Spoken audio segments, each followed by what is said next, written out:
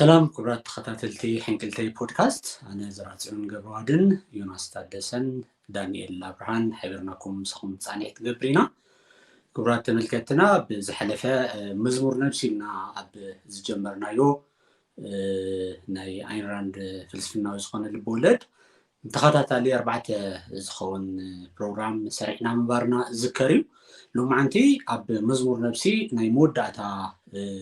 كفال وقري محبرسب ولك سباونت أم مزمور نفسي بزورسي تمليسنا مسينا لنا سلازي سكموداتا بروغرامنا نخد كاتاتولنا قعدم فتو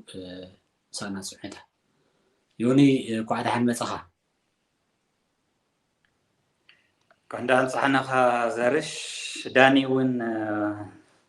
كمان لها قعدت راخونا صبوق لو معنتي وقري محبرسب ولك سباونت أم مزمور نفسي بزبل رسينا كنزتي مسينا زلنا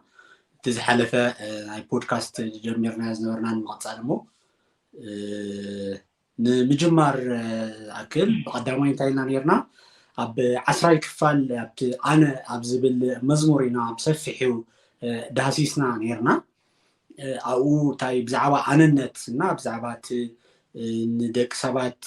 دستان حاجوسن بهتان فترة لهم نبت أنا خميلو خمسة سحات أنا دما حدا أملاخ فيلو مس قاتيلو مس لو معنتي مسفحين بسو مس إيجو زلوا رخبينا مسفحي خندسس قدمي ناباخم ممسايجن حنتي زاني موداتا عنكت زلا بمنبابي كجمرو مالتي صبو أبزو جوازي أنا دكين زمرسكو معرختين كوينا حدث هاجرنان دفعنان كنا هنزينا أزيد ما أما جمرتاز تفعن زدحابن نجركن مستنكراوي دوزي بالكوينو كاب معلتي نام معلتي عويلو زهرم ناي عويلو زهرم ناي مريت لبا كخون إيو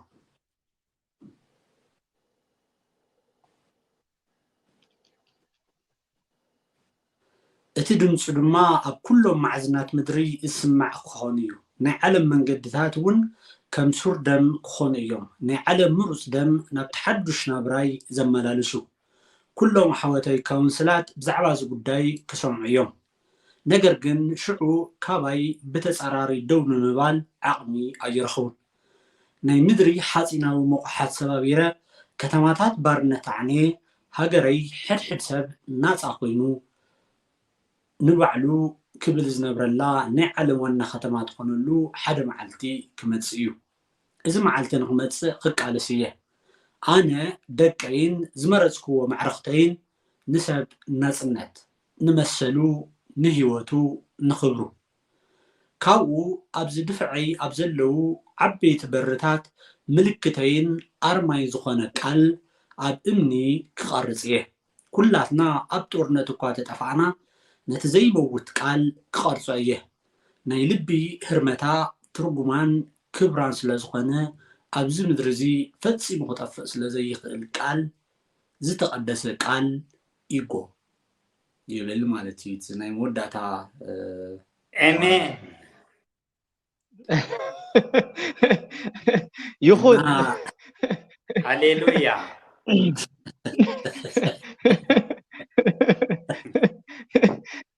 نا أبزي هجي ببزحات سبات كم أكوين نا أكوي كله منشن إيجو سلازلكا إيجو خاص لزي تشنفيقا كم زتخون نزبل ناي مبسحتو إما كاب مزمور نفسي وسع زل علم مبسكن تقدس قال أبطورنت كلاتنا قوات تفعنا كاب مدري كتقفل زي بلور ناي مدري ناي لبا هرمتا زخونه ترقتا لب زخونه ناي مريت زخونه تقدس قال اللي تقلصومو اسكا بزن نجمر أتصدقني صبوق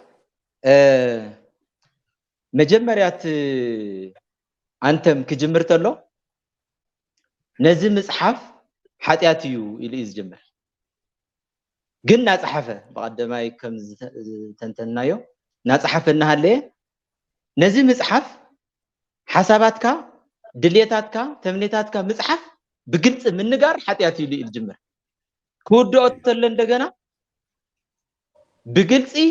أو كوحي እንኳን ዶ ኃጢያት ክብሎ ማለት አው ኮኺ ሰባት ከስታውስዎም እንት ኩሉ ግዜ ማለት ኣብ ጽኑዕ ነገር ክጽሐፍ በቀለምና በወረቀት ጥራሕተ ይኮነስ አው ኮኺ ሓቲሙ ከቕምጦ እቲ ዋና ቃል ኢሉ ዝሓረዮ ኣነነቱ ዝገልጸሉ ናጽነቱ ዘብራህርህሉ ማንነቱ بتخكل زحزلو ጽንሰ ሐሳብ ቃል ሓደ ቃል استقدس يلو እስخع ኢጎ እዩ ሕዚ ኣብ ዝሕዘለና የዓለም ego is the enemy ego ኻ ተገዲፍካ እዩ መፍትሕ ዘሎ ego እዩ ከምዚ ኢሉ ዘቸግረና ዘሎ ተባሂሉ ego ምስ ክፍኣት ተማዓራሪ እዩ ዝንገር ኩሉ ግዜ ነገር ግን ካብ ህፃንነት ጀሚርና ሰብ ተተመልኪትናዮ ኩሉ ግዜ ዓርስነቱ ክገልጽ እዩ ዝደሊ of course ናይ መጀመርያ ምስ ዓበይቲ ሓደ ህፃን ምስ ዓበይቲ ኣብ ዝገብሮ ርክብ ተሓንቲ ሕቶ ክትቅጽል ድያ ህይወቱ ኣኽቢሩ ዓርሰ ክብሪ ሒዙ ዓርሰ ፍቕሪ ኣፍቅሮ ነፍስ ሒዙ ክቅጽል ድዩ ኣይቅጽልን ሓንቲ መፍለጢት ምስ ዓበይቲ ክራኸብ ተሎ ህፃን ዘጋጥሞ ነገር ኣነ ድየ ተጋጌ ወይስ ንሳቶም እዮም ተጋጌዮም ዘብል ዝኾነ ፍጻመ ክገጥሞ ተሎ ኣሻዒትኣ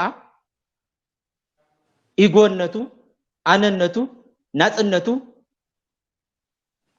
ውልቃውነቱ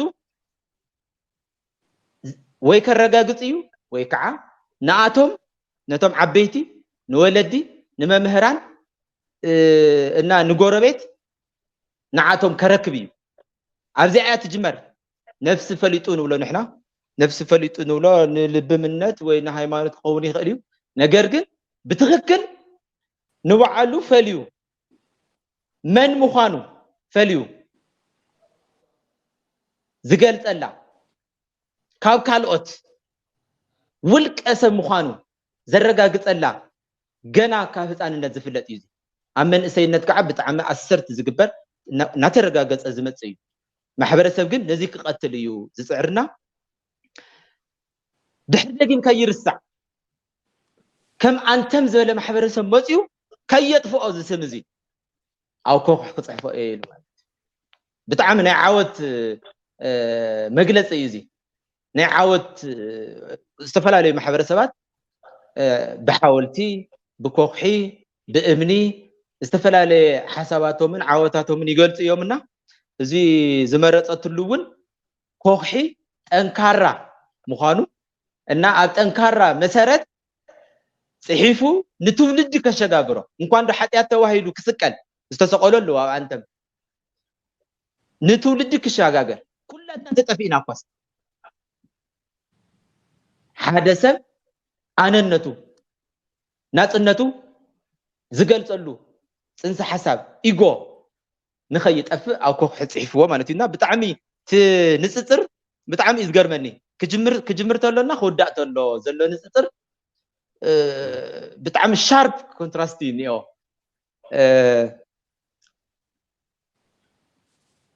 እስካዕ ሕዚ ዝመጻናሉ እውን ክንርኢ ተለና ኣነነቱ ብዝሓለፈ ብስርሓውቱን ብንወርቃማ ዘለዎ ፍቕርን ምስ ረኸበ ሕዚ ግን ናብ ካሊእ ደረጃ ይክዕው የደልኝ እዚ ከም መሰረት ኮይኑ ኣነነቱ ዝገልጸሉ ነፃነቱ ዝገልጸሉ ኢጎ ከም መሰረት ኮይኑ ማሕበረሰብ ይግን ካህንጽ ደል ብዙሓት ሰባት ኣነ ዝብል ሰብ ኢጎ ዝቕበል ሰብ ወይ ኢጎነቱ ዘይከሓደ ሰብ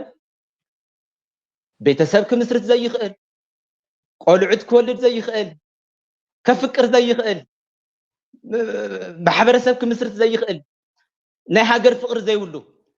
ገይሮም ዘቕርብዎ ሙሉእ ልሙሉእ ኣብ መጨረሻ ምዕራፍ ዘይንብርከኽ the unconquered دحر ون بروميثيوس لبللو علو مجمريا እንደገና معرነት ዝብል ስም ዝነበሮ ብትኽክል ንዓለም ይገልጽ ኣሎ ናይ ሓቃዊ ሕውነት ዕርክነት ቤተሰብ ማሕበረሰብ ዓዲ ሃገር መሰረት ናይ ሓደ ውልቀሰብ ናጽነትን ውልቃውነትን ምዃኑ ዘብራህርህሉ ምዕራፍ ኢና ብጣዕሚ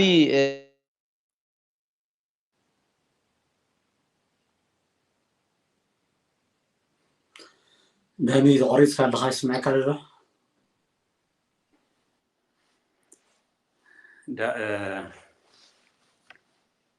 داني خصاو زماسة هو يوني غصش كنكتلا صبوق غيرو نا قلت صنيحو داني حتى ربي لا زتوسنا نمتنخارت بزعبا إيغوس تخنكفو زرق زلو تأيو من الوقت في تقرنيا قديس كايدين نيركا ندعنبر في محارنيا ترقوم هو مستوشا نقر هو عاي عاد خوان التقرنيا وانا نساس تدلي عاوزي كن قلصا مالتي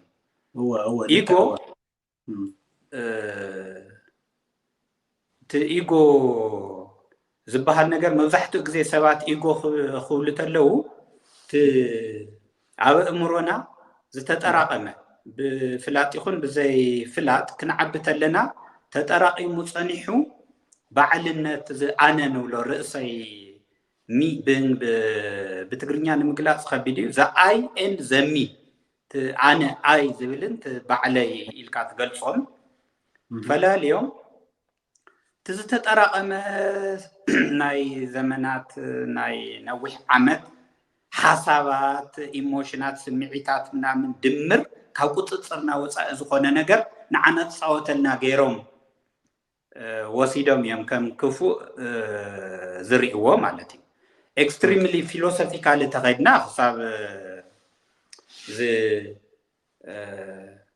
ናቡድሃ እንተኸድናና ዝሕዝን ሪኦ ኻዝ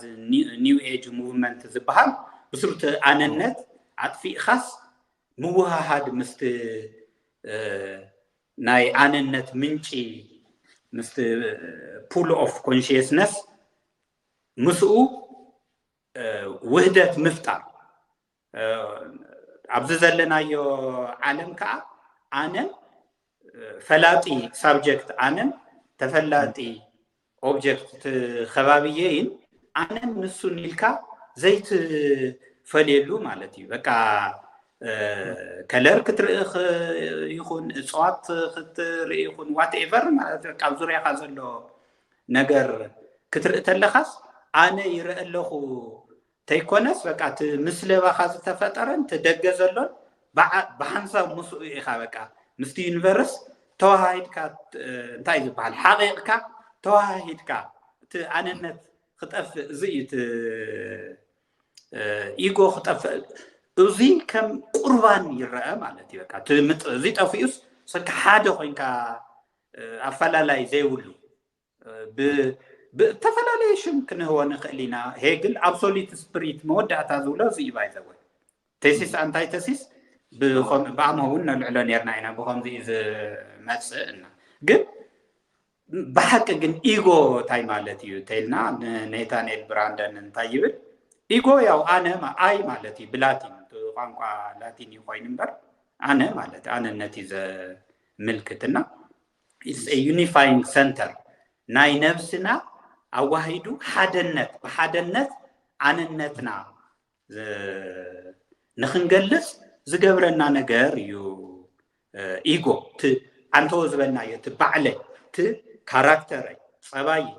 ባህርያትና ናሃንጽቱ ኣነነት ዮናስ ንኽገብሮ ዘራጽዮን ንኽገብሮ ዳኒ ንኽኸውን ዝገብሮ ነገር ኣብ ቁጥጥር መን እዩ ዘሎ ኣብ ቁጥጥር ኣነ ኢጎ እዩ ኣነ እዩ ኣነ ኣየና ትዝሓስብ ተሓሳባተይ ተይኮነስ ትዝሓስብ ትስምዒታተይ ተይኮነስ ትዝስምዖ ኣካል ማለት እዩ ትፍርድታተይ ትዳኝነተይ ተይኮነስ ትዝዳኒ ኣካል እሱ ቲ ዩኒፋይንግ ሰንተር ቲ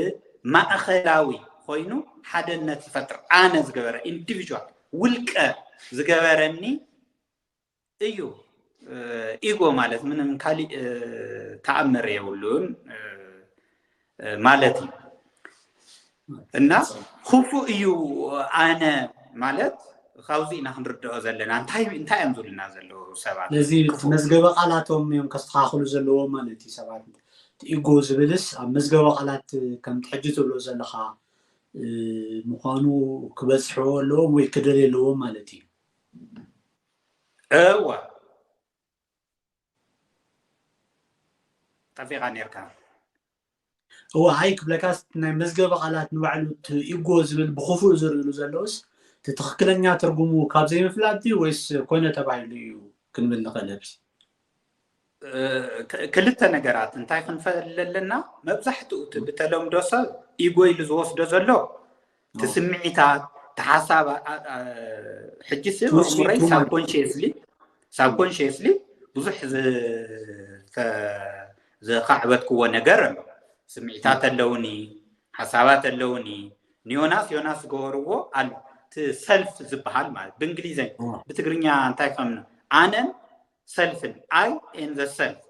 myself I myself ይብል ብእንግሊዘኛ ወ myself እዚ ቲ myself በሃላይ ቲ ሰልፍ ሪኢኻ እዚ ቲ ሰልፍ ዝብል መብዛሕትኡ ግዜ ከመይ ከም ንሃንጾት ካራክተር መብዛሕትኦም ሰባት ካራክተሮም ጸባይን ባህርያቶም ባዕልና ይንቆርጾን ካብ ህፃንነት ጀሚርና እናተቆጣጠርና ይንሃንጾ ስለዚህ ዘኻዕበትናዮም ነገራት ክህልው እዮም ንዝኾነ ነገር ከመይ ይስምዐና እንታይ ዓይነት ግብረ መልሲ ንህብ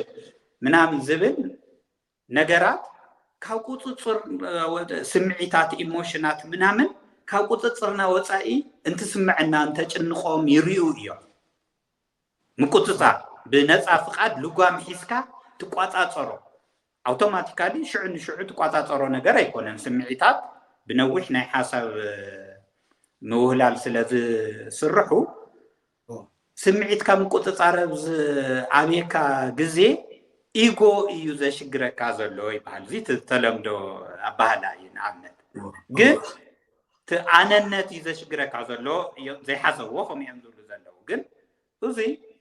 ፍሉጥ እዚኣቶም ትመዝገበ ቃላቶም ከስተኻኽሉ ኣለዎም ከምቲ ዝበልካዮ ማለት እዩ ኢጎ ማለት ኣነነት ኣነ ማለትስ ስምዒት ናይ ስምዒታተይ እኽብካብ ተይኮነስ ትስምዒት ንክፍጠር ዝገበረ መራሒ ገራሒ ኮይኑ ብላዕሊ ኮይኑ ስምዒት ዝዕዘብ ዝስምዖ ማለት እዩ ትስምዒት ዝስምዖ ዘሕምሞ ደስ ዝብሎ ተዓካል ንሱ ቲ ኢንቲቲ ንሱ ኢጎ ማለት እዩ ቲ ሓሳባተይ ናይ ሓሳባተይ እኽብካብ ሓሳባተ በእሙሮይ ዘለው ሕማቕ ይኹን ፅቡቅ ይኹን ዝተጋጨው ይኹኑ ዋትኤቨር ተይኮነስ ትዝሓስብ ተሓሳቢ ማለት እዩ ተሓሳብ ኢንተግሬት ገይሩ ቀሚሩ ሓሳብ ዝሓስብ ፍርጃ ፍርዲ ዳኝን ዝህቦ ነገር ኣሎ ኣነ ይህብ እየ ግን ትፍርጃ ኣይኮነን ናት ትምፍራድ ዝከኣለ ትኣካል ንሱ ምንጭ ናይዞም ኩላይ ኮይኑን ኣእምሮን ማይንድን ብሬን ሓንጎልን ማይንድን ንብሎ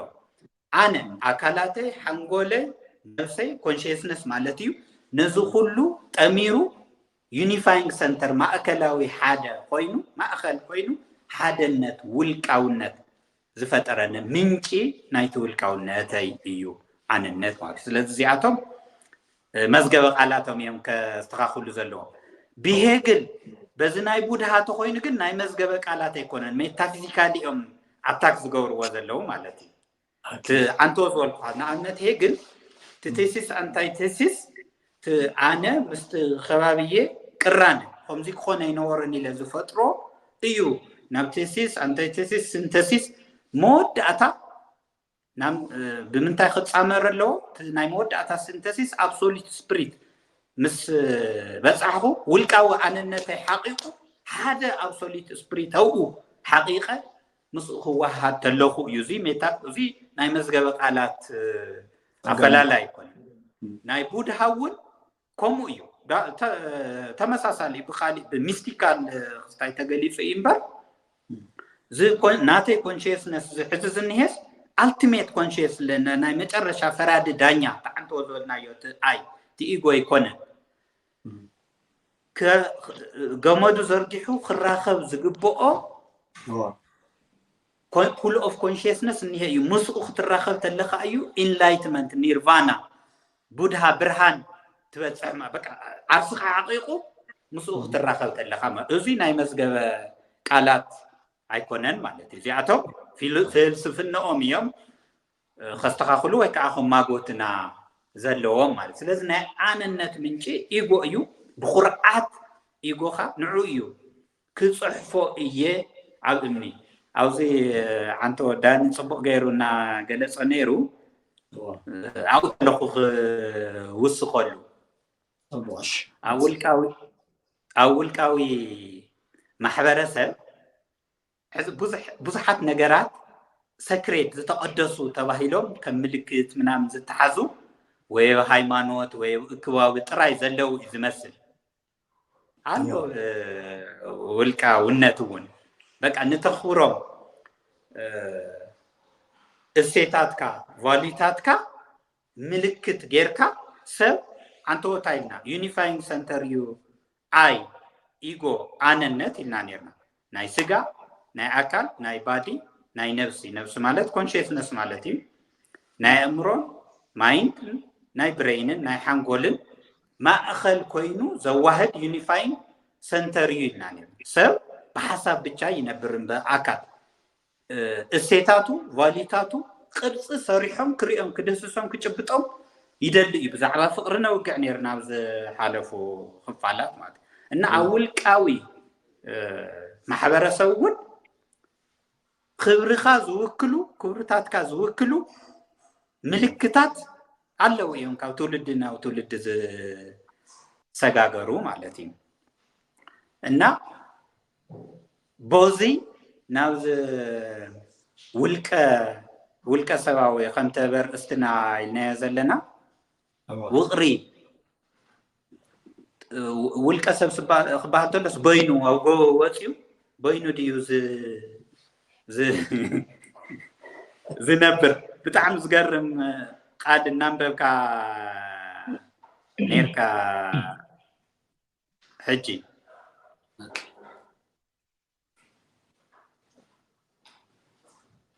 أينت خنبلك كلهم أحواتي كونسلات بزعبا زقداي كسمعوا نجرجن شعو كاباي بتسراري دون مبال عقمي أيرخون كشنفهم مالتي ناي مدري حسيناوي موقحات سبابيرة كتماتات بارنة تعنيه زيو كتماتات بارنة تعنيه خبلت له حسبك أما حبرسه كأنه خمسنا وليم ردقوا كتماتات بارنات يجنزل زلنسو يعني حاجري يبل حد سب من يوم دعاريها حد سب ناس خوينو نبعلو خبل بعموزي تنتينا ينا زنبر الله ناي عالم وانا كتمات خونو الله عدي معالتي كمص እዩ زي ዝጽበ ውልቀ ሰባዊ ማሕበረሰብ አሜሪካ ብርሃን ጀሚራቶ ፉሊ ገና ይመጸን ክመጽ እዩ በአብስትራክት በጽሑፍ በዲክላሬሽን ኦፍ ኢንዲፔንደንስ ተጻሒፉ እዩ تقرو ناي برهان ጭላንጭል እውን ሪና እየ እዚ እቲ ክመጽእ እዩ ዝብል ተስፋ ልክ ሃይማኖታዊ ድምጸት ኣለዎ ባይ ዘ ወይ አንተም በሃይማኖታዊ ድምጸት ብናይ ኒቼ ብናይ መጽሐፍ ቅዱስ ቃል ዓይነት ድምጸት ኣለዎ አንተም ብጣዕሚ ዝገርም እዚ ኮነ ኢላ ዳሕራይ ፋውንቴን ሄድ አያን ራንድ ተقርዎ ኣሎ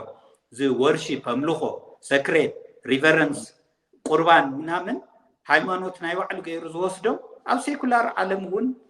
አሎ እዩ ትብሎ ሂንት እዩ ማለትና ሙኻሓት ባርነት እዩ ክሰብር እምበር ውልቀ ሰባዊ ማሕበረሰብ ኣሎ እዩ እዩ ናውኢና ክንቅፅል ማለት እዩ አይ ኣብዚ ሕጂ መብዛሕትኡ ውልቀ ክበሃል ከሎስ ውልቀ ሰባውነት ክበል ክዝረብ ከሎ ወይ ውልቀ ሰባዊ ዝኾነ ማሕበረሰብ እዩ ዘለየና ክበሃል ከሎ ብድፉኑ ከም ዝበልካዮ ማሕበረሰብ ከጥፍኡ ዲኹም ባህልና ሃይማኖትና ቅርስና ኩሉ ከምጥፋእ ገይሩ እዩ ዝሓስቦ ግን ኣብዚ ከም ትሕጁን ዝገለጽካዮ ሕድሕድ ሰብ ንባዕሉ ክብል ብነፃነት ዝነብረሉ ዓዲ ዝሃንፅ ውቕር እምበር ዝብትን ውቕርሲ ኣይኮነን እዩ እግረ መንገድና አጽንዖት ንምሃብ እዩ ዳኒ هو بدنب بسفحات ክንከደሉ ኢና ቀዝታ ኢና ነቕምጥ ዘለና ንጻፍ ማለት እዩ ዋና አርስትና እዩ ግን ናውኦም ዘብጽሑና መንደርደርታት ነቕምጠለና ማለት እዩ መጽየሎ ዳኒ ዳኒ خاز መጽካ ጸኒሕ ግን ሶሪ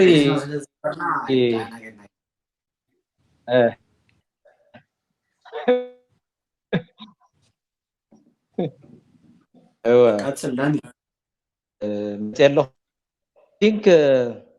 رخيبك ايه وقع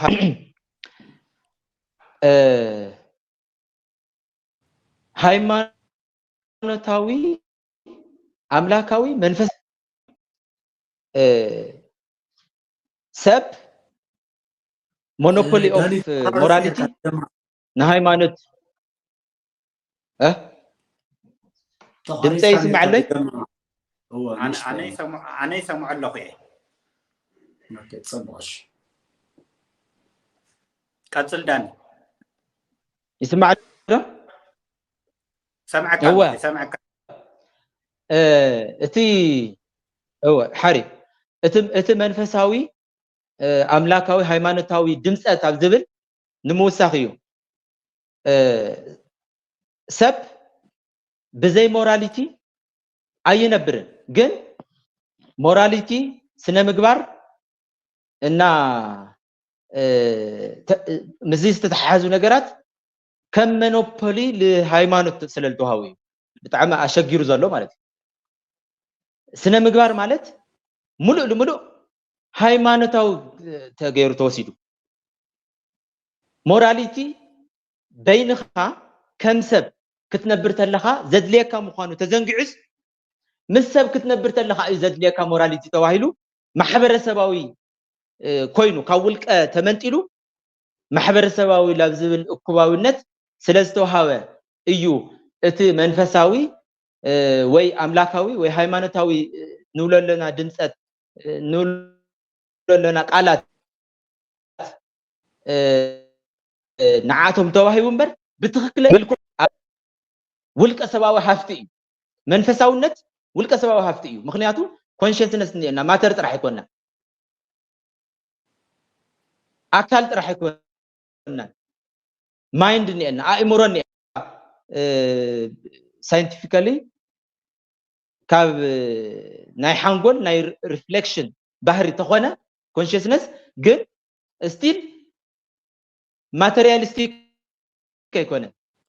سو منفساوي نغافت اتوم نيجو أملاك مال نأننت أملاك مال نتحسس واقع منفس مقبل تخكل لود أسابيو زكبا نيرو زيد حن بزرزر أو كالي كنريو نخلينا إلى يقمتيه جن حدا ولك أسباوي محبرسب وكرو مسرته أب أننت وي أولك أو نت أب إيجو مقبل راجل انكارا مسارت منتان كهلو ስለዝኾነ እዚኣ ንእሽተይ ከብራህርህ ይደሊ እየ ኣብዚ ምዕራፍ እዚ ንናይ ሰብ መንፈስን ዘሎ ናይ ሓቂ ስምዒትን ምጥፋእ ከም ዘይኽእሉ ተረዲኡኒ ይብል ማዓርነት ማለት እዩ ንናይ ሰብ መንፈስን ኣብ ውሽጡ ዘሎ ናይ ሓቂ ስምዒትን ምጥፋእ ከም ዘይኽእሉ ተረዲኡኒ ወርልድ ክነብር ተሎ ማዓርነት ንውሽጡ ሓንቲ ግዜ እኳ ተይከሓደ ግን ብኢንተሌክቹዋል አግሪመንት ጥራሕ እቲ እኩባዊ ማሕበረሰብ ዝብሎ ኣተሓሳስባ ተቐቢሉ እዩ ዝነብር ነይሩ እምበር ውሽጡ ንሓንቲ መዓልቲ እኳ ክሒዶ ይፈልጥ እቲ ትክክለኛ ማንነቱ ክሒድዎ ኣይፈልጥን ግን ኣብዛ ብደገ ንናይ ሰብ መንፈስ እና ኣብቲ ውሽጡ ዘሎ ናይ ሓቂ ስምዒት ካልኦት ኣካላት ከጥፍዎ ከም ዘይኽእሉ ተረዲእ ዝብል ግን ምስመን ከተሓዞ ደል ኣለኹ ምስ ናይ ንቼ ናይ ለኣንነት ዝሃቦ ክብሪ ዓርሰ ክብሪ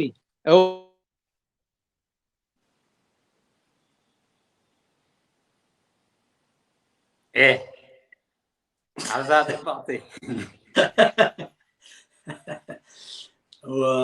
داني صبغ وقع مس جمرة صبغ وقع تاخستاي سنا قصل كله ده صنحمو እሺ መጥና ኣለና ኣብ ዘይትኾን ቦታ ይደህብን ይልኮ ጅምራ ምሰልካ كجمرة مسلك بس قصداني نيتشه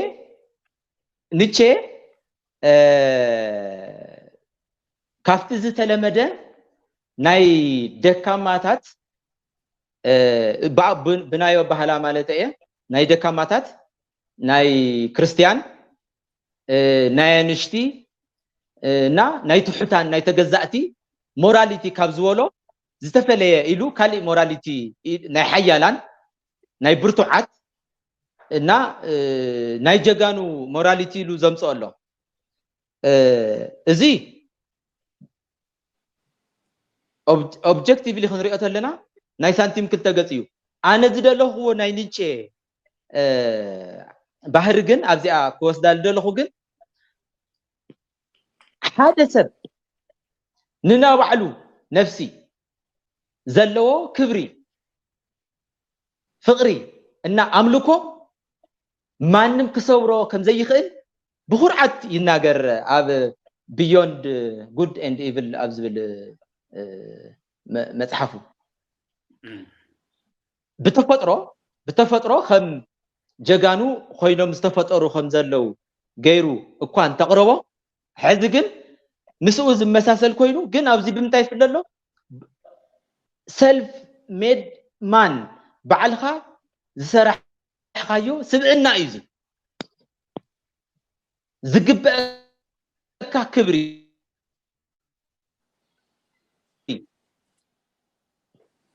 ከምዚ ዓይነት ነፍሲ ኖብል ነፍሲ እያ ክብርቲ ክቡር ኣምልኾ ዝግብኦ ልክዕ ኣብ ቤተ መቅደስ ይኹን ኣብ መንፈሳዊ ስራሕውትና ኣኽብሮትን ኣምልኮን ፍርሓትን ዝመስል ጥንቃቐ ከም ንወስድ እዚ ብምሉእ ዝግብኦ ንውልቀ ሰባዊት ነፍሲ ምዃና ይገልጽ እዚ ጥራሕ እውን ኣይኮነን ክሽነፍ ዘይኽእል ክጠፍእ ዘይኽእል ማንነት እዩ እዚ እኩባዊ ኮይኑ ዝውለድ ህፃን የለን ሓድሽ እዩ ህይወት ክውለድ ተሎ ኩሉ ግዜ ሓድሽ እዩ እቲ ባህርያዊ ናይ ወዲ ሰብ ክብሪ ልዕልና ተጎናፂፉ እዩ ዝውለድ ጠፊኡ ሞይቱ ዝውለድ የለን ናይ ሰብ ባህሪ ስለለ ይኮነ ሕቡን ኣብ ኮኺ ዝብሎ ዘሎ ዘይጠፍእ ባህሪ ወዲ ሰብ እውን ስለ ዝኾነ ሰባት ከጥፍእዎ ኣፈራሪሖም ብደገ ሰባት ኣፈራሪሖም ከጥፍእዎ ዘይኽእሉ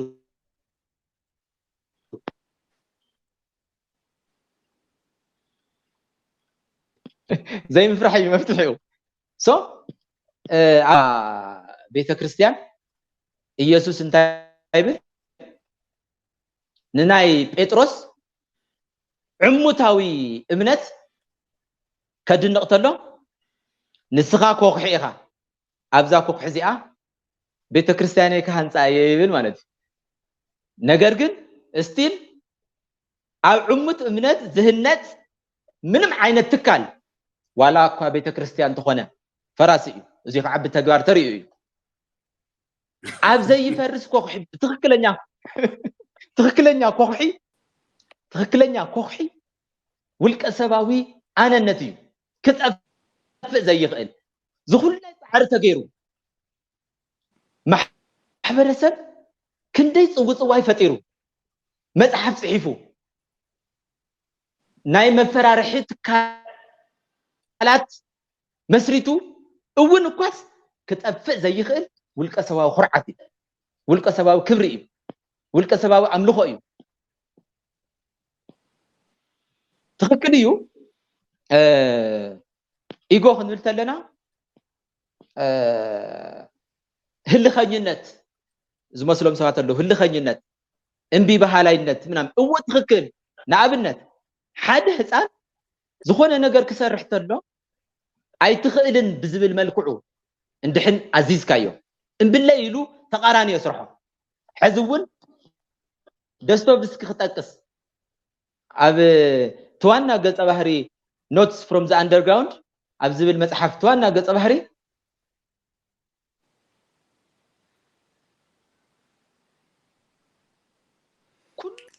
ምክንያቱ ህይወተይ ንስኽ ዘን ሓሪፍ ክጠቅስ ተሎ ይጠፍእ ኣሎ هو ኣይሰማዕኸን ምሽ ካብ ዶስቶቭስኪ ትንጣይስዎ ህይወተይ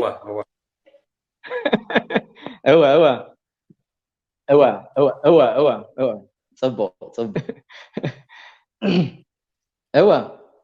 ዶስቶቭስኪ ኣብ ኖትስ ፍሮም ዘ አንደርግራውንድ ተዋና ገጸ ባህሪ ክገልጾ ተሎ ሕድ ማሕበረሰባዊ ውቅር ክብርታት ዝበሃሉ ናፍረሰ እዩ ዝኸይድ እቲ ገጸ ባህሪ ናፍረሰ እዩ ዝኸይድ ንምንታይ ኣነነቱ ከረጋግጥ እምበር ማሕበረሰብ ብዝፀሓፈሉ ሰንጠረዥ ብዝፀሓፈሉ ግበር ኣይትግበር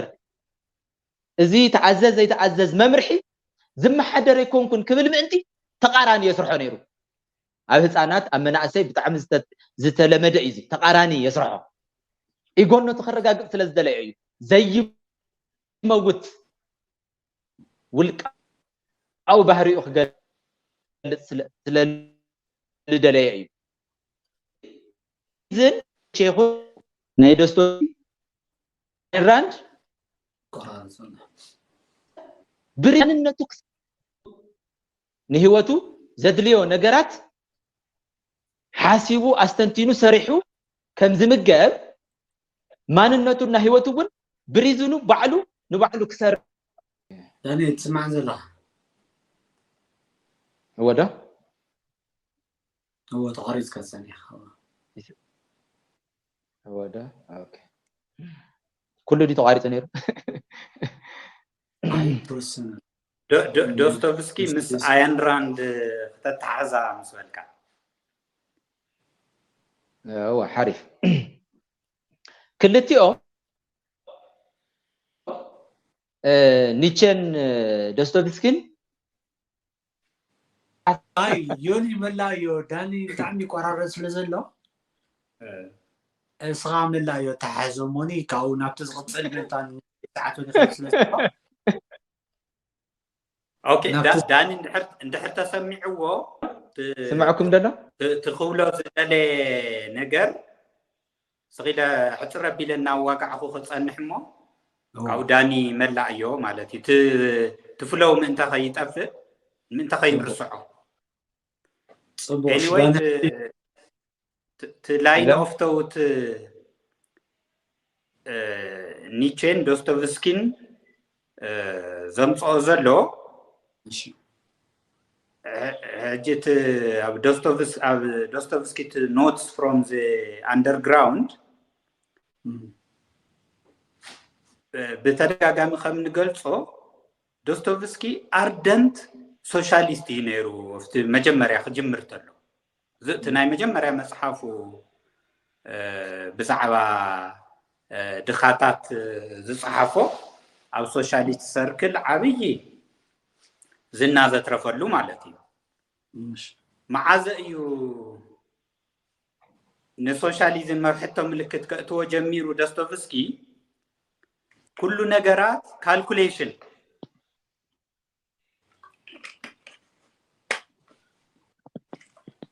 ኣለኩም ዶ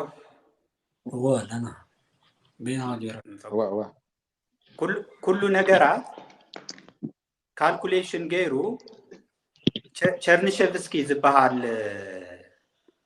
ደራሲ ካሊ ኣብ ዶስቶቭስኪ ዝነው ናይ ዶስቶቭስኪ ኮንቴምፖራሪ እዩ what is to be done ዝብል መጽሐፍ ይጽሕፍ ቸርኒሼቭስኪ ማለት እዩ what is to be done እንታይ እዩ ኩሉ ነገራት ሪዝን ዘበብሮሆት ንጠቅሶ ማለት እዩ ናይ ሪዝን ኮንፊደንስ ናብ ክልተ መንገዲ ወሲዱ ኢልና ንገልጾ ናብ ሊበራሊዝም ሪዝን እንድሕር ፕራይድ ኦፍ ፕሌስ ናይ ክብሪ ቦታ ተተዋሂብዋ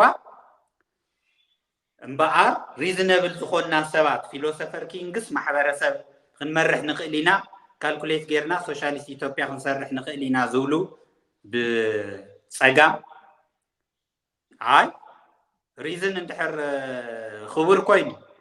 ብሪዝነይ ህይወተይ ዝመርሕ ዝገርሕ እንተኾይነማ ድሕረዝ ንጉሰ የድልየኒ ቤተክርስትያን የድልየኒ ጎሳ ብሄር ግዛዕ ዓዲ ግዛዕ ዝበሃል የድልየኒ ብፍቃደይ ዝምስርቶ ተኾይኑ እምበር ናብ ዝብል ከም ዝወሰደ ቸርኒሼቭስኪ እንታይ ይገብሮ ብሪዝን ብካልኩሌሽን በቃ ሶሻሊስት ኢትዮጵያ ከመይ ከም ዝስራሕ what is to be done ኣጓላት ከመይ ከም ዝመሃራ ነፃ ከመይ ከም ቆልዑ ካብ ህፃኖም ትሒዞም እንታይ ክግበር ከም ዘለዎ ከመይ ከም ዝኸደን እንታይ ዓይነት ትምህርቲ ከም ዝወሃብ ሓያል ብሉፕሪንት ሶሻሊስት ብሉፕሪንት ይጽሕፍ ቸርኒሼቭስኪ notes from the underground parody እዩ ነዚ መጽሓፍ እዚ ገልገሊኡ መስመር after what is to be done ዘሎ ቀጥታ ኣብ መንገዲ ምስ ሓደ ምሳለቃ ኸይዱ ዝላተመሉ መንገዲ after ቸርኒሼቭስኪ what is to be done አሎ እና ሰብ ካልኩሌቲንግ ማሽን አይኮነን ነፃ ፍቃድ አለው እዩ ዝሕዝን ብሎ ዘለና እቲ ኢጎ አይ ነው ለዘለና ሶል ካልኩሌቲንግ ማሽን ሪዝን ፋካሊቲ ቮሉሽናል እዩ ዝብል ክካታዕደሉ by the way what is to be done ናይ ቸርኒሼቭስኪ ሌኒን ብጣዕሚ ተመቺዎስ ናይ ስሳታት ተምሃሮ ናህና እውን ብጣዕሚ ዝፈትዎ ዝነበሩ ሌኒን ካብ ኢዱ ዘይፈልያ ሁሉ ግዜ ስልጠና ዝህበሉ what is to be done ኢሉ ናይ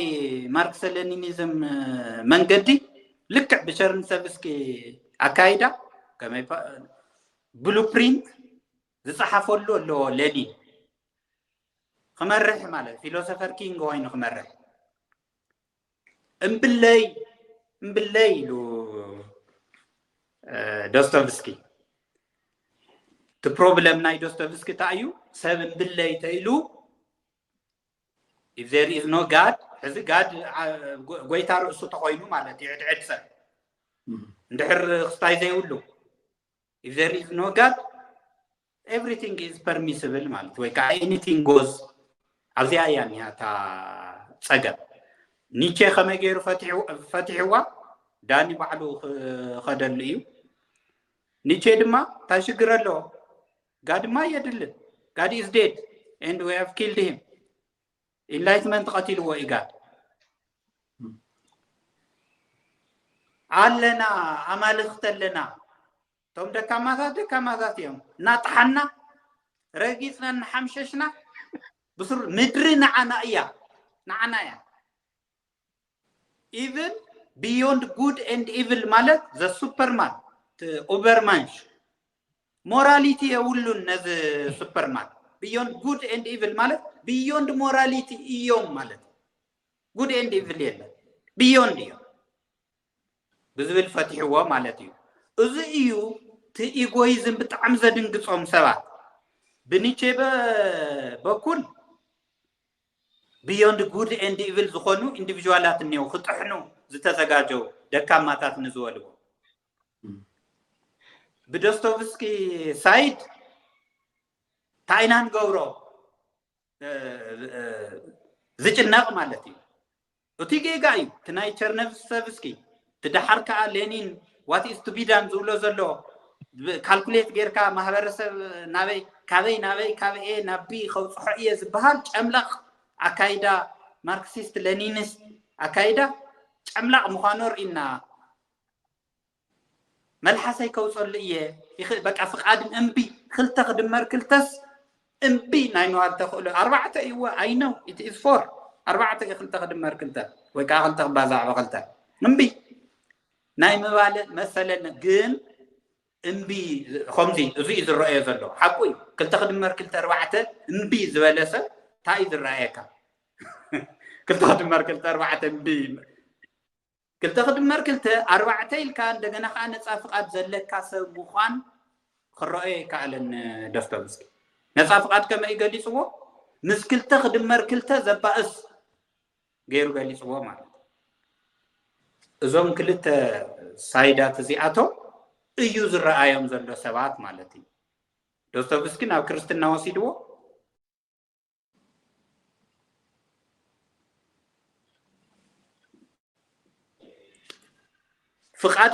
ፍቃድ ኣለዎ እዩ ብፍቃድካ ንፍቃድ ክርስቶስ ክተግዝእ ተለኻ መብዛሕትኡ ናይ ዶስቶቭስኪ መፅሓፍ ኣብ መጨረሻ ከምዚ እናበለ እዩ ዝውድኦም ነይሩ እቲ ጆርናላቱ ተሪእና ቶም ሕተምቲ ሃይማኖታዊ ኮይኑ እናበሉ ቆሪፆም እምበር ኖትስ ፍሮም ዘ አንደርግራውንድ ይኹን እንታይ ዝበሃል ክራይም ኤንድ ፓኒሽመንት ይኹን ኣብ ኩሉ ፅሑፋቱ ፈቃድና ንፍቃድ ክርስቶስ انت جزينا طرا سبات كوينا خم ننبر بخمس إذا دمدم ودست بس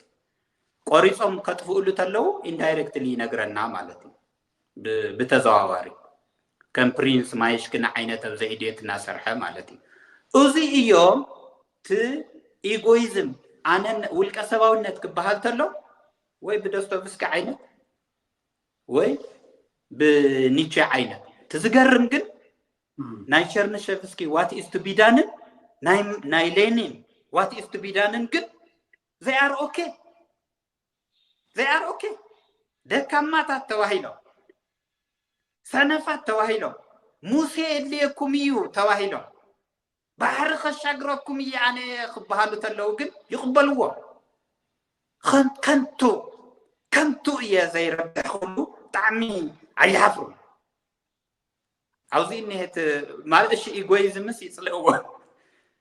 تناي نيتشه تناي دوستوفسكي يحش دي خوينتي anyway داني قتلستي نوح حيدك بتعمل صبو تاريخ وسنو ما نقايك على داني ذا انترنت صبو غيركا اقميت كالنا لها نافتي انت يمكن ملست لنا طبعا هو إيجو مسهلخن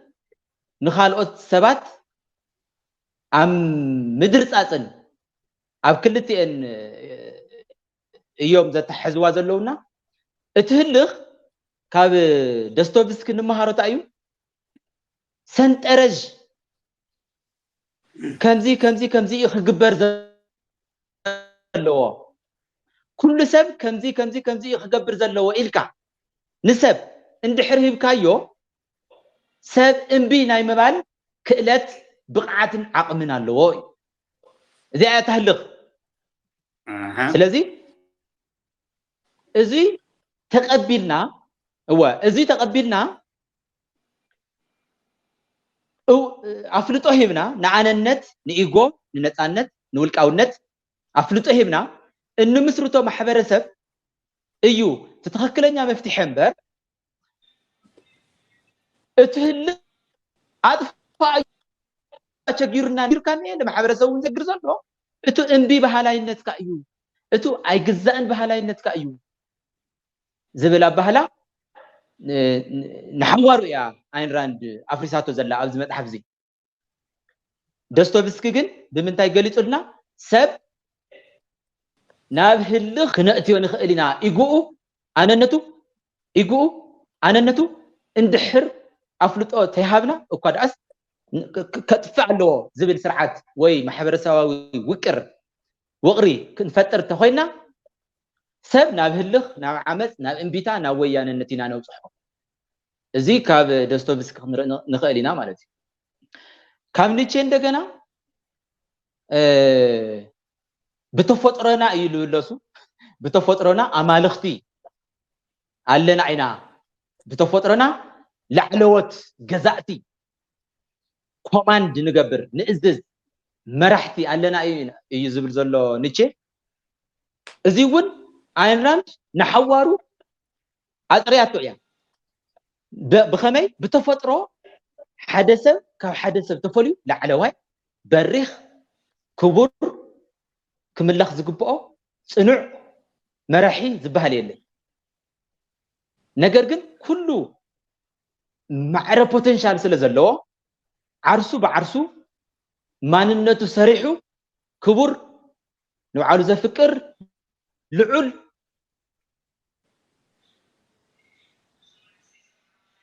አምልኮ ዝግብኦ ውልቀ ሰባዊ ህይወት እዚ አያ ትክክለኛ ናይ ውልቀ ሰባዊ ማሕበረሰብ ስለዚ ከም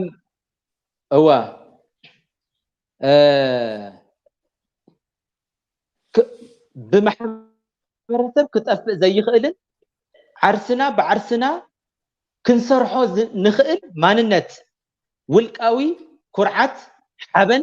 አምልኮን ክብርን ፍቅርን ዝግብኦ ውልቃዊ ማንነት አፍልጦ መሃብዩ ትክክለኛ ናይ ማሕበረሰብ መሰረት ወይ ውቅሪ ክኸውን ዝግብኦ እዩ እቲ ዋና መልእኽቲ ናይ አንተ ትክክል ንሰብ ነፃነት ንመሰሉ ንህይወቱ ንኽብሩ ካብኡ እዩ ሕዚ እቲ ብዙሕ ግዜ ምስ ብሄራውያን ክንከራኸር ተለና ትኽኢልካ ሃገር እንታይ እዩ ሃገር ንቀደም ክስራሕ ዘለዎ ኣሎ ንቀደም ናይ ሰብ ናጽነት ንናጽነቱ ንመሰሉ ንህይወቱ እንታይ እዩ ክብሪ ናጽነት መሰል ወዲ ሰብ እንታይ እዩ ተይበልካ እንታይ ማለት እዩ ብዓዲ ምጅማር እንታይ ንዓደይከ መን ይዓዲ እንታይ ይዓዲ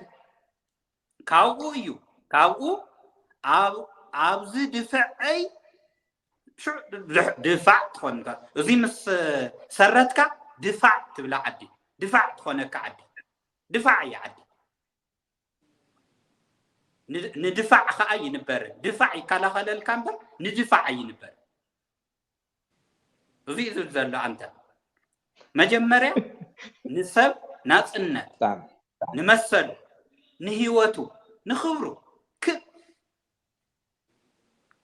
ህይወት ወድሰብ ነፃነት ወድሰብ ክብሪ ወድሰብ መጀመርያ በይን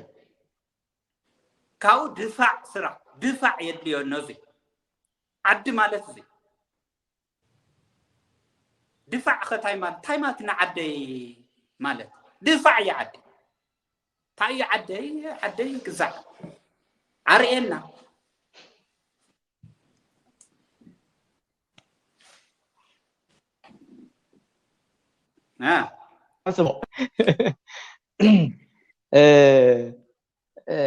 ስለዚ እቲ ናይ ቤተ ክርስቲያን ናይ ኢየሱስ ንቤተ ክርስቲያን ዝመስረተሉ ብሂል እሳ بدنب حزي كنقلبطو عينا كله سلا القلبتنايو هو تكالات مسرتا مهنتي سرتو كم كوخي زتأنكرة زي فرس نفاس كم تترلو زي النقانق وحد ترلو فرس دفع عدي هاجر تكالي خاطها نزلك ኢየሱስ ኣብ ዕሙት እምነት ናይ ጴጥሮስ እዩ ትካሉ ዝሃነፀ ንሕና ግን ውልቀ ሰባዊ ማሕበረሰብ ኣብ ካብ ኮኽሒ ዝጠንከረ ውልቀ ሰባዊ ኢጎ ድግግሞሽ ኢጎ ናጽነት ውልቃዊነት أمر مجلسيتاتو زو إيجو زمسرت عدي هاجر تكاليو تنكرة تلازي تبهلا كنقلو طينا إيجو كوك ودي بزاتي كوك أهنسا لبهرية إيجو كوكي تنكرة أيو أبزل علزي خا عدي هاجري دفعي بهري محبر سباوي هوتي فقري سرحي كمسرتيه سو زي امس حدا ايو قصيلو مفقار زخل قصيلو قلعت وليد معباي زخل حدش تولدي مسرت قصيلو هاجر زمسرت مالتنا حدا بحدا يقلصنيو قدمي كابزي ابزا مسرت زيا عد قدم مهناصو حدا بحدا يقلصنينا نساتن كناغر يدلي ازي نطرت منقد ديو من صر كوينو سلازي حدش هوت مسرت اب ايجو او كسرحيه يبل نبع عليه جزا كسرحيه زبلعو ነገር በእዳወይ ከመሬት كسرحيه والقاونته ገጽ ሰብ ስለዝኾነ ኤሌክትሪሲቲ كسرحيه موتر زنقساقس نزوم كلهم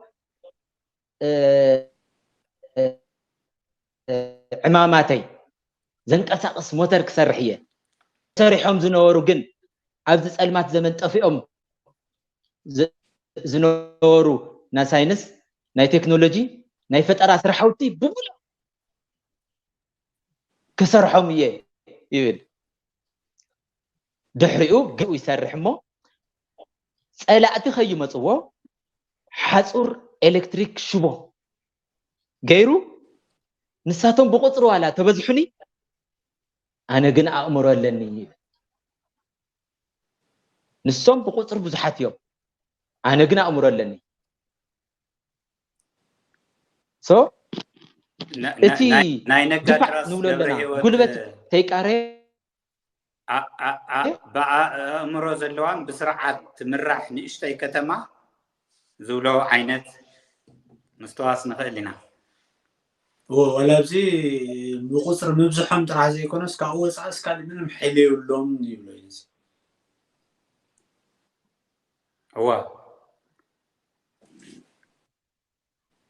نشغل سلاني هو توان حسابتا يخون له دفعها هو دفعها شبوخها حصركا تسرح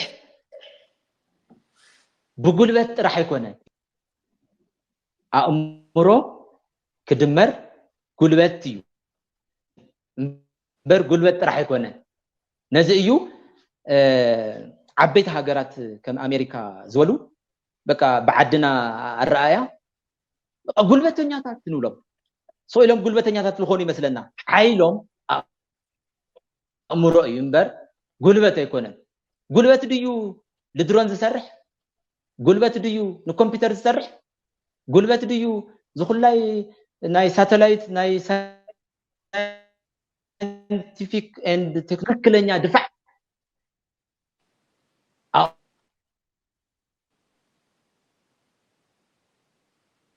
ኣእምሮ እዩ ናይ ኣነነት ሃፍቲ ንጋር ኣይኮነን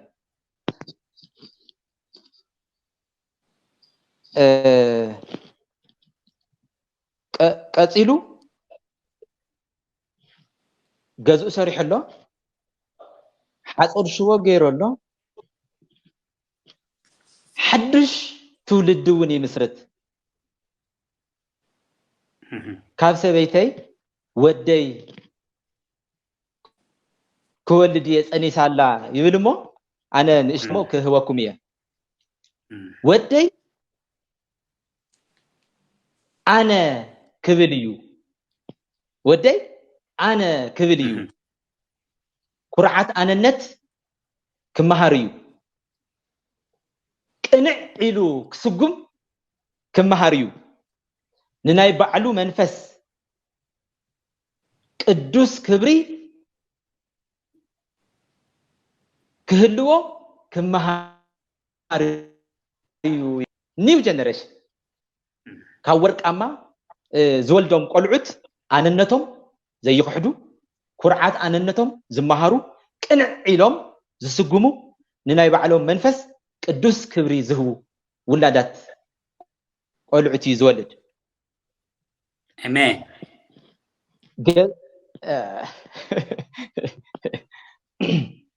ገዛይ ሙሉእ መሬተይ ሕሩስ ምስኮነ ናብታ ተረገመት ትውልድ ከተማይ ተመሊሰ ንዓርከይን ንመሰላቱን ነቲ ዝበክ ነበረ እስኻትኩም ክትዝርዝርዎ ኢኹም ነቲ ዘእው ነበረ ንኩሎም ፀዊዐ ንዑ ዓዲ ንመስርት ኣብዚ ሕድሕድና ከከም ባዕልና ልባዕልና ድልየት ንነብረሉ ማሕበረሰብ ንመስርት ኢለ ከምፅኦም እየ ዞም ውሕዳት ነዞም ውሕዳት ክፅውዖም እየ ከምዚ ላበለ እዩ ደረጃ ብደረጃ ማሕበረሰብ ዝሃንፅ ዘሎ ሓድሽ ማሕበረሰብ ይሃንፅ ኣሎ ኣብዚ ብዙሓት ሰባት ተዘሎ ማሕበረሰብ እኮ ክነፍርሶ ይንኽእልን ይብሉና ብሓንጎሎም ምሕሳብ ኣይኽእሉ እንዲኦም ኩሉ እኮ ብፅሕፈት እዩ ተመስሪቱ እቲ ፅዋይ ሰሎሞናዊ ስርወ መንግስቲ ኳስ ብንቡረ ኢዲሳቅ ክብረ ነገስት ፅዋይ ተፃሒፉ እዩ ተመስሪቱ እታ ናህዚ ኢትዮጵያ ኳስ 87 ብዝተሰርሐ ተፃሓፈ ፅሕፈት እያ ተመስሪታ ሓድሽ ነገር ፅሒፍካ ዓዲ ምስረት እዩ ዝብል خمسماي تأمرات زخونهم سباتني أو بتلي بيرتنياتا بقى تزلنا بهلي هايمانوتنا أخبيرنا إنامبر عدنا مسرت خميرنا حدش نصحف يولها نفرصه نتفق ما نتيجة محورسي يقولون له نو زمسلوها زي زحزو زا كوخي مسارت زحزو بعلها فقرنياها ودخا عركها مسلاتو من أبتشنك زلوا مفتح زسانو والكسبات زياتهم اليوم نتحدش مع حبرسب أفت مبلك على أي سالساي درجة وقر يخوينهم زهنس وزلوا نعخاتكم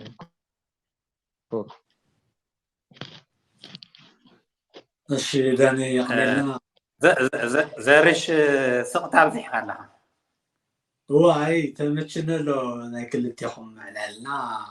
اقامي ولا عندي يوني اسكا داندز ولا زي علو نغرات العلموني يا نموداتا قصنا ونخلص لزلنا اسكا ناو خاور حانتي كل خندس ساين خيلن جن حانت تقرمن نخستايلا هيري بينسوانجرز بعد له اوبجكتيفيست እና አንተም አን አፕሪሺዬሽን ይሉ በቃ በዛባ አንተምስ كازجرم زهو كومنت لنا كاو حادث جرمن نسون زجرمو نعيون تجرمني خستايلا كالعلم ممهر فلسفنا أيو هيري بين سوانجر يا أوبجكتيفيست فلسفة يمهر يونيفرسيتات إننا نعين راند مصحفتي كم ممهري تكملهم by the way عين راند أيتفلت انزول سبات بز بإليت بأكاديميك ستاي ناولنا نوقع النورنا عينة تنبر مولي يو خمزي عين راند ديسكست قبر يا بفلا أندر جراجويت مالتي إننا أنتم كم ليتريتشر هو يوم نتمهارو يسيبل حدا تمهارا انتاي ليتيقو أنتم سي نبليتو ملسديات إلفاتو إليتيقو مالتي إننا بجراش حسيوة يزي فلت نغريو I wish Ayn Rand بهيوت هالياس تزت إيق آيو زيك تيقا عدلي رخبال جن انتاي تمسسل تبتع مسقرم ناي بليتو the myth of the cave تناي واشا تاين بعتي ناي بعتي صوت صواي نهاتوس قلبا بروميتيس underground يزلو أو ناي بليتو صوت صواي توم بمقح تأثيرهم زلو سبات تحت مريت يوم زلو توم نتاز بهالو لعلي يوم زلو توم برهان زريو مالتي أب أنت مورلد توم تنتاسب أف قدقاديو زنيه تنتاسنتو وندرهو توم بمقح بكولكتيفيست بأكواوي مقح تأثيرهم زلو كافت قدقاد وصائي أبليتو كافت قدقاد وصيو تدقريو تمليسو يو نافت قدقاد موصي نتسا خوصو أب أنتم كافت قدقاد وصيو نتمبلع المريت زلو زبلهم مالتي بأمو anyway زي تمحلالف نايداني انترفيو ولا خنريو عدل زرخونا the myth no sorry the cave in the light زبل مصحف له by the way أرسطوطل بلاتون زوادادر ناي history of philosophy مصحفي the cave in the light دانيال علونيرو تودي من يزبال أرتر هيرمان تمسا كم عينت خصتاي يمكر قلنا يبزحان الناس تمهاراي زي يبزح واس بتعمي أتقرم زيا تيلعنا يا أنت حديث ناس أنت ملا يتقون خازلية زي عيلة حدا خنا العلو زلنا ولقاوي محبرسب نمنتاي زفرح بعد بدن بخنا وقعلو زلنا نابئي نعوزو لهم زلو بعد محبرسب سرحيه يبللو نابئي بس حزي انا يو ناو غدغاد نعو تايو غدغاد كلنا غارانتي زي كونه افتم زحلفو بارتتا نرئ نيرنا بزعبا تولعي تچنقن بزعبا تخدوني تچنقن مبزحتو غزي سبات تايم زدلي موسى غزع نمتايم زدلي كله تبوليسي منامن خفصم وحس كويم زولو collective security by the adventure كويم زصلو سبات أنتم والكسباونت كنتاي كل وحس يكون مجبوط يلا مس مدرس كجافت إياه نام يخطوعهم نام شاكا خبارتو يوم ما تخطوعهم تغينو تجوز كل بخلي لا يرخوه بروميتيس زلوا شاكا تزي أنيميشنبل تايمز قبل عليهم زتبلة شاكا خباراتو الله إننا security كاو وحسنا إلا ريسك له كل نجارات بقى أبع على خايم إدنا أفت عصراي كفال تايم تفقيده نتحبابه ቅርጽምና ነተሓባበ ፍቃድና እንተኾይኑ ተዘይፈቂድና ነናይ ባዕልና መንገዲ ንኸይድ እዚት ብጣዕሚ ዘፍርሖም ማለት እዩ ኣብ ውልቀ ሰብ ጥራይ ተይኮነስ ኮሌክቲቭሊ ንዓርሱ ዓርሰ ውሳነ ዘስንብዶም ሰባት ኣለዉ ተገንፂልና ንኸድ ብጣዕሚ መፍርሒት እያ ባይ ተፈቂድና ሓቢርና ንሰርሕ ተዳኣ ዘይሞችና ብዓርሰ ውሳነና ተፈሊና ንኸይድ ዝብል መደንገፂ እዩ ለያው እዮም እቶም መሰል ዓርሰ ውሳነ ዝብሉ እውን ኣብ ውልቀ ሰብ ክትበፅሕ ተለዋ ልክዕ ከምቶም ካልኦት እኩባውያን ማዕረ እዮም ፈርሕዋ ብውልቀ ሰብ ደረጃ ብጣዕሚ እዮም ፈርሕዋ ኮሌክት ኣው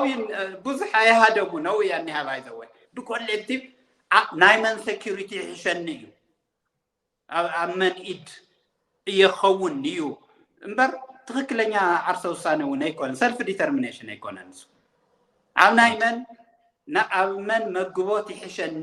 እዩ ትክስታይና ትውልቀ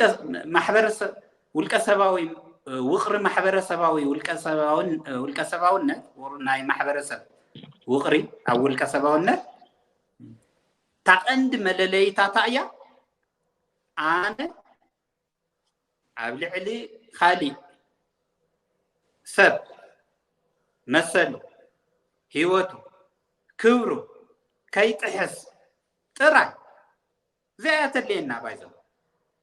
ዛውዕል እዚኣ ጥራይ እምበር ብድሕሪኡ እንታይ እየ ክበልዕ ባ እንታይ እየ ክሰትባ ከመይ እየ ክነብርባ ይኸው በቃ ርእስኻኒ ዝሓዝካ ሒዝካ ናብ ዕዳጋ ንዓ ዕዳጋ እዩ ፈራዲኻ ዕዳጋ እያ የለን ሶሻል ሴኪሪቲ የለን ኮሌክቲቭ ውሕስና ዝበሃል እኩባዊ ውሕስና ግዛዕ ዝበሃል የለን እኩባዊ ውሕስና ማለት ኣብ ውልቀ ሰብ ማሕበረሰብ ሕድሕድና ኣዋፂና ኮሌክቲቭ ተሰብሲቡ ኮሌክቲቭ ሰልፍ ዲፌንስ እዩ መንግስቲ ኣዋፂና ንሕና ዘዋፃና እዩ እምበር ልዕሌና ብዮንድ ኤንድ ኣባብ ንሕና ኣይኮነን ማሕበረሰብ መንግስቲ ኣይኮነን ኣዋፂና እዩ ኣብ ዘይጠዓመና ትዘዋፃናዮ ነገር ክንመልሶ ንኽእል ኢና ወሲድና ክንከድ ንኽእል እዚ እዮም ማሕበረሰብ እዚ ማሕበረሰብ ኣይኮነን ባይ እዚ ዳ እንታይ ማሕበረሰብ ክበሃል እዩ ኣበይ ዝኒሄት ማሕበረሰብ እዩ ዝጨንቆም ሰባት ኣተበይ ኣሎ ማሕበረሰብ ምክንያቱ ዝድኩዕ ዝደቁስ ዘግዝእ ዘስግድ የለን እያ የለን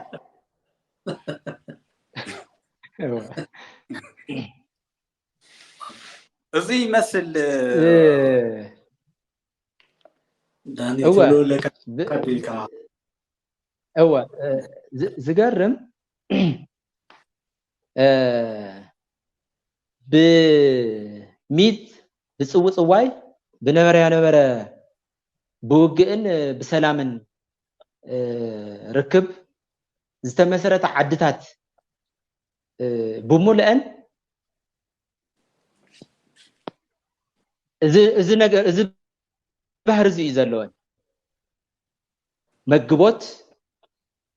ብላዕለዋይ ኮይኑ ዝገዝአካ ዝመርሐካ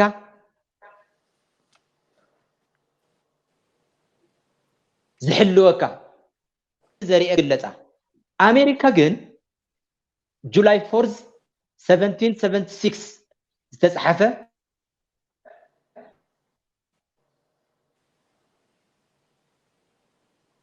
Declaration of Independence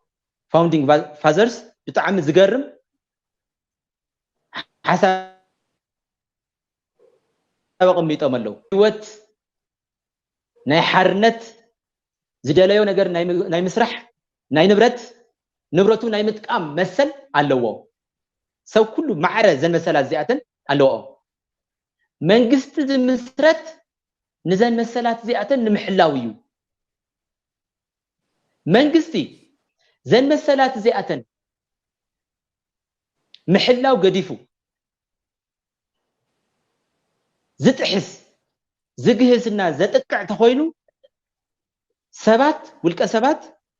تحابيرهم نزي منغست زي ناي مفراس مسل اللوم يبل Declaration of Independence USA አዋጅ ናጽነት ማለት ሶ እዚ ዩት መመስረት ጽሑፍ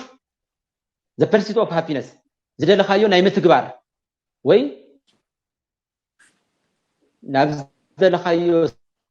ስራሕ ናይ ምትጋህ ንብረት ናይ ምፍራይ ናይ ምጥቃ መሰል ኣብዚ መሰል እዚ ዝተሃነጸ ሃገር እዩ rule of እቶ መስረቱ ዓዲ ልዕሊ ሕግ ልባህለ ይፍለጥን ብሱ ታይዳ ቶም ሓያላት ዝተዋሃሉ ሰባት በዓልቶም ሕግ ውጽኦም በቲ ሕግ መሰረት ሰብ ይመሓደርሎ ማለት እዩ ኣብ ክልተ ተኸፊሉ ማሕበረሰብ ልዕልና ሕግ ልባህለ የለ ወላ ተጻሓፍዎ ማለት እዩ rule of law መሰረቱ ናይ ውልቀ ሰብ ሓርነት መሰል ዘይግሃስ ዘይጣሓስ ምዃኑ ምርግጋጽ እዩ እዚ ከዓ ገደቡ ናይ ካልእ ሰብ ውልቀ ሰብ ናይ ካልእ ውልቀ ሰብ መሰል እዩ ገደቡ እምበር ካልእ ገደብ የብሉ እዚኣ ያ rule of law ኣብዚኣ ዝተመስረተት ዓዲ ጠንካራ ዓዲ ትበሃል ኣብዚኣ ዝተመስረተት ዓዲ ሓያል ዓዲ ትበሃል እምበር ስቑኢሉ ካብ ባዶ ተላዒሉ ሓያላት ኮይነን ይመስሎም ምዕራባውያን ሓያላት ኮይነን ይበሃል ብጉልበት ዳ ኩሉ ግዜ ጉልበተኛታት ደን ምብራቃውያን ብጉልበት ይልፈትሑ ጉልበት የድክም እምበር ጉልበት ንጉልበት ኣየዕብዮን ጉልበት መዕበይ ባዕሉ ናጽነት ሓርነትና ኣእምሮ ጥራሕ ከምቲ አንቶ ዮኒ ላውለ ነበረ ተኻሊእ ሰብ ውልቀ ሰብ መግቦት ድሕን ለይብሉ ኣምላኽ ድሕን ለይብሉ ልዕሊኡ ውድብ ድሕን ለይብሉ ቸርች ድሕን ለይብሉ ሲኖዶስ ድሕን ለይብሉ ልዕሊኡ እሱ ባዕሉ ዳታ እዩ ዓርሱ ብዓርሱ ዝሰርሐ ኣምላኽ እዩ እንታይ ይብል እዚ ጅግና ገጸ ባህሪ ኣብ አንተም ዘሎ ልዕለይ ብዘይካ ፀሓይ ካልእ ዘይብሉ ናይ ባዕሊ ሓቂ እየ ዝነብር እዚ እዩ ተመሰልና ብናይ ባዕሉ ሓቂ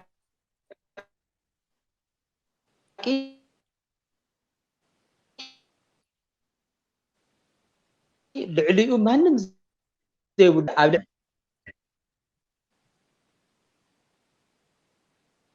تاني تسمع زلا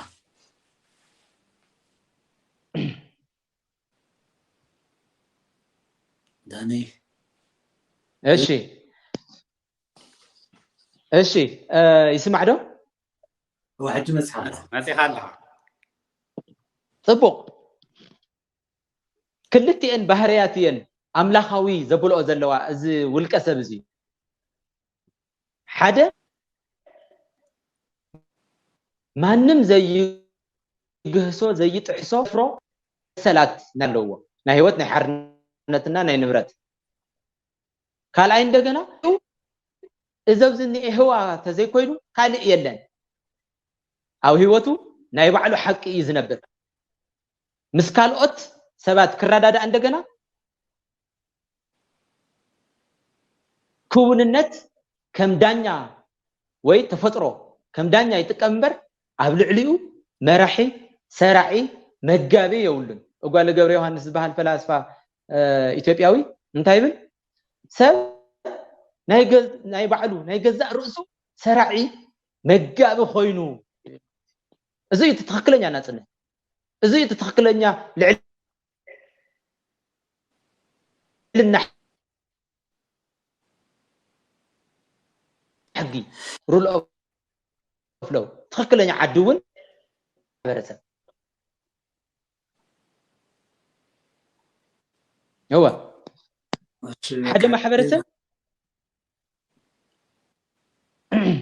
ሓደ ማሕበረሰብ ዝምር ትፎትዮ ተድንቆ ተመስግኖ ስለዝተወለድ ካሎ ይኮነ ስለዝዓወ ካሎ እውን አይኮነ ወይ ስለ መግቦት ኣብ ልዕሊኻ ስለዘመሓድረካ ጎይታ ኮይኑ ስለመሓድረካ አይኮነ ሓርነት መሰል ውልቀ ሰባት ዝተቀበለ ማሕበረሰብ ዝተመረጸ ማሕበረሰብ ዝተደነቀ ክቡር ማሕበረሰብ እዩ ከምዚ ዓይነት ማሕበረሰብ ትክክለኛ መሰረት ውቕሪ ህንፃ ለለዎ ጽቡቕ ማሕበረሰብ ይባሃል እዚ ማሕበረሰብ እዚ ዝምስርታ ዓዲ ከዓ ትክክለኛ ዓዲ እያ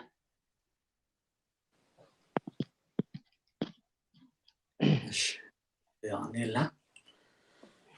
ايش لو ما انت يوزخ لنا حنت سخيدا ناي موداتا اوكي طب حصرك كلها افتا عنتو مبكاياس كلها اب ጦርነት እኳ ተጠፋና واش نتزي موت قال كقرصو ايه يا ناي لبي هرمتا ترجمان كبران ስለዝኾነ ኣብዚ ምድሪ ፈጽሞ ክጠፍ ዘይኽእል ቃል ከመይ ታኾይኑ እዩ ዘይጠፍእ ታይ ጋድ ይመስልንሊ ኢጎ ወይ መስሎ ድራማታይዜሽን እዚ አይገርምን ብጣዕሚ ኢጎ አምላክ እዩኮ አበ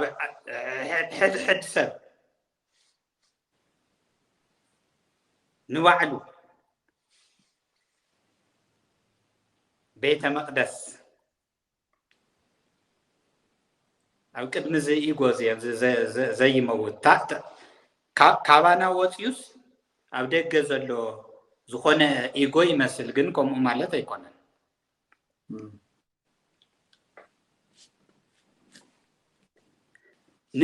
ንምንታይ እዩ ኣየን ራንድ ከም ኣቢልዋ ቦዚተን ዛዝሞት ንምንታይ ዘይመውት ኢጎ አንተ ወዳኒ ይብል ነይሩ ሰብ ክውለት ተሎ ብጥንታ አብሶ ርጉም ኮይኑ ምናምን አይውል ኦፍ ኮርስ ሞራል ክስታይውን ኮይኑ ወነ ይውለድን ኦፍ ኮርስ ተይውላ ራሳ ይሰብ ስጊላ አይንራንድ አልዕለ ቢላ ይኮነትን ዘይመውት ትብሎ ዘላ ምክንያቱ ጸልማት ዘመንውን ተሳጊሮም አውሮፓውያን ኢጎ ረኺቦም ብጣዕሚ ዝገርም ማለት አሪስቶትል ረኺቦም ጸልማት ዘመን በቃ እኔ ዝበለ ጸልማት ዳርክ ናይ ሓቂ ዳርክ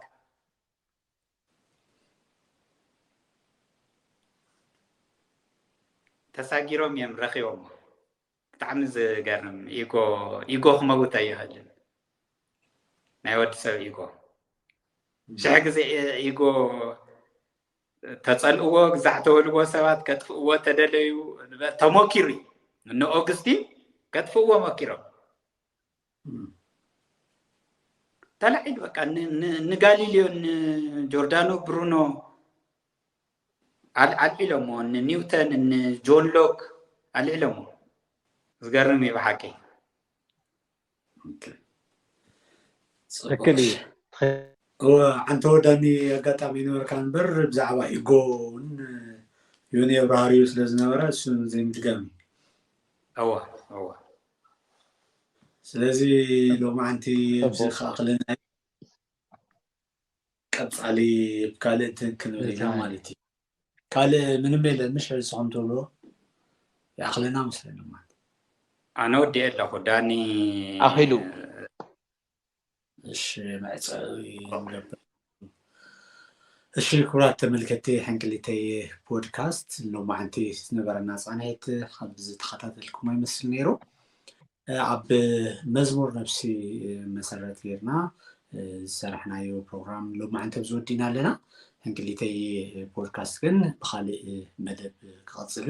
ስካፕቸር ሰብስክራይብ ላይክ ሼር ብምግባር ናብ ኩሉ ክተባፅሑልና ይላቡ ዮኒ ዳኒ ያዕኔለይ ጻንሒትኩም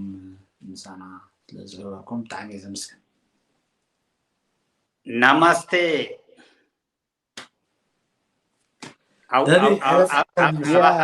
አምላክ ባይ የንቅሕ ማለት ይባይ ዘወይ ናማስቴ አምላክ ይንቅሕ አውሽጥኻ አባኻ አውሽጥኻ ዘሎ አምላክ